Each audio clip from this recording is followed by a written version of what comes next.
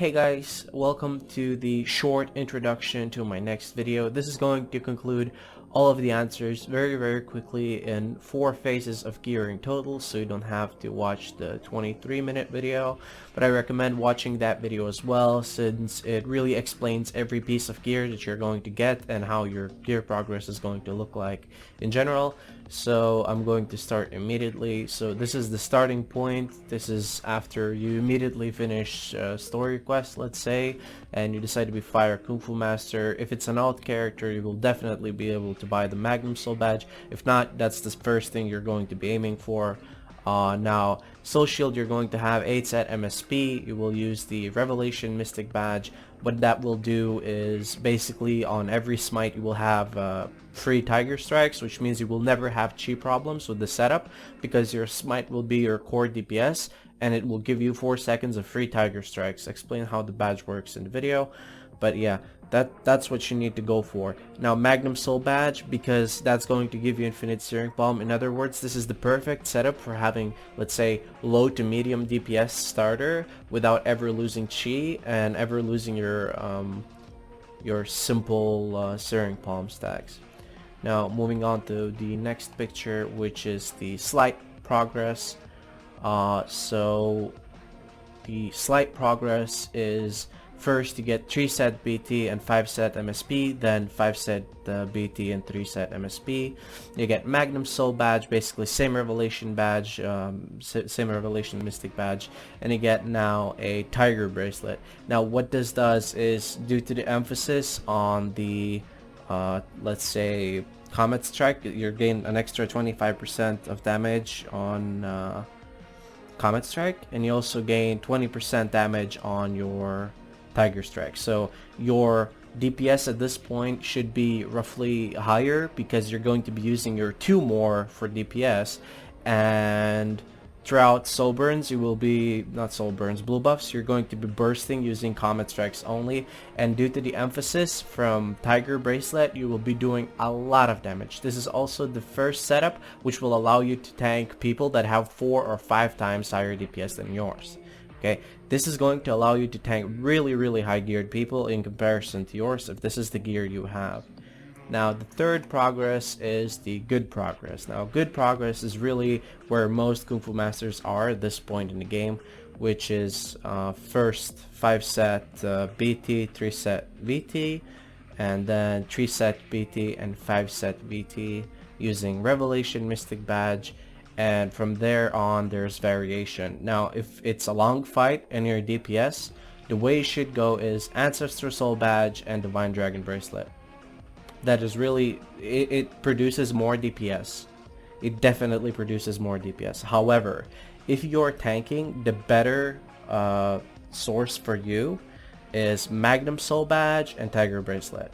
The reason being is because the burst on those two, on Magnum and Tiger, is higher than the burst on Ancestral and Divine Dragon. You can, if you want to burst and you're not tanking, then you go Ancestral and Tiger. I did not include a little arrow for that because I thought it's not that important since the difference is very abysmal, but I recommend personally going Magnum and Tiger since that's the better for tanking and it's higher burst. And it's just better in general, and Ancestral is very hard to get. Sometimes you will get your Dynasty badge before that.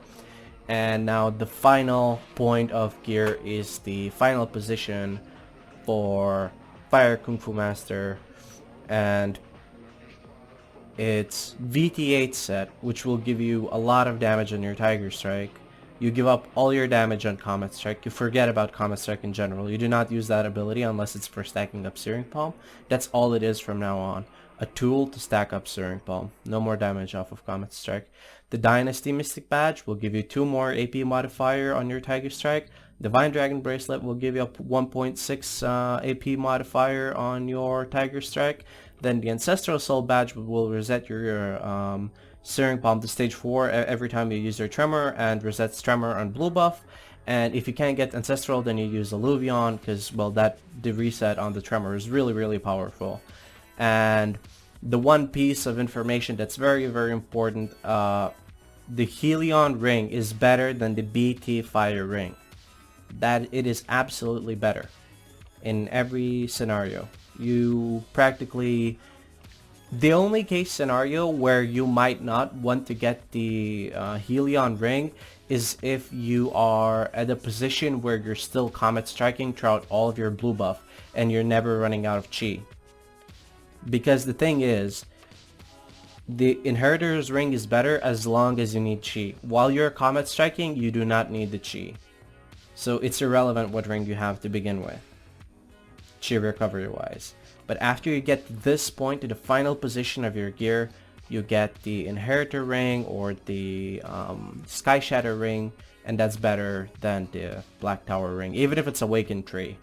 That's the truth of it.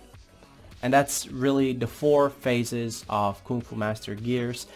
These are just like major positions that are like definitely spikes up, because if you sort of, let's say, mix the previous, like second and third, or first and second, you might not get the result you want, which is really a really good let's say emphasis. The 4 stages of your DPS breakthroughs, they are the Dynasty badge, the Ancestral Soul badge. It's because Kung Fu Master in Fire build is sort of built around these 2 abilities, Comet Strike and Tiger Strike, and at some point one outgrows the other. That's why you never have like a straight path, like let's say a Wind Kung Fu Master, because their breakthrough happens a lot earlier. So they never use Comet Strike past a certain point, while Fire still does it. So that's gonna be it for this video. See you in either the 23-minute video or part 3 of the guide.